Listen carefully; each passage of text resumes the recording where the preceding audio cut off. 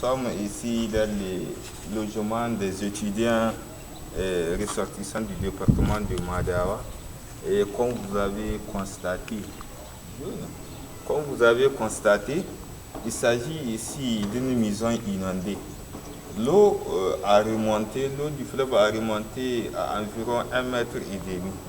Et elle a inondé effectivement toute la maison et on est contraint de quitter. Et pour rappeler, ici c'est une zone du fleuve. Je pense que c'est une zone agricole. Malheureusement, ça fait partie de la zone d'irrigation que l'État à un certain moment a vendu. L'État a vendu ça à un certain moment et aujourd'hui l'histoire rattrape puisque c'est un bras mort du fleuve qui traverse cette zone. Par conséquent, tant qu'il y a une forte pluviométrie, l'eau du fleuve déborde et les conséquences sont néfastes. Et le déguerpissement de cette zone doit être effectif. Mais aujourd'hui, je pense que la population paie doublement les conséquences. Et nous, on a trouvé refuge un peu partout à l'université. Et vous voyez, l'eau a un peu retiré depuis 4 à 5 jours. Et c'est là, il faut qu'il y ait une évacuation pour que la maison soit habitable.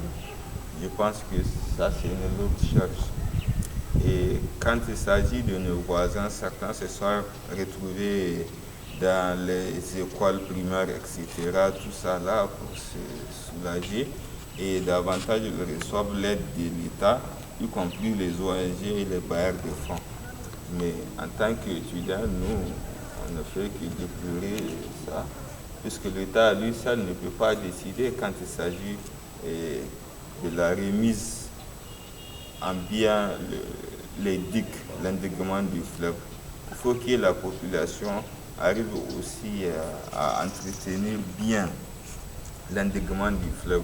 Et cette partie, je pense que bien que nous vivons ici, il faut que l'État déguerpisse toute cette zone.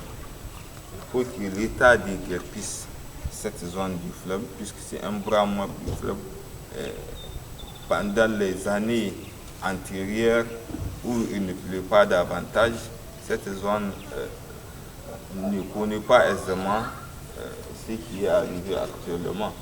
Par conséquent, on doit se ressaisir, on doit comprendre l'initiative de l'État et permettre à l'État de faire le déguerpissement pour mettre en valeur ces terres agricoles. Et merci quand même le projet du Mapping for Niger d'avoir venu et d'avoir pensé du moins à revoir un peu l'état de la zone et les avis, recueillir les avis des sinistrés, etc. Tout ça là. Merci.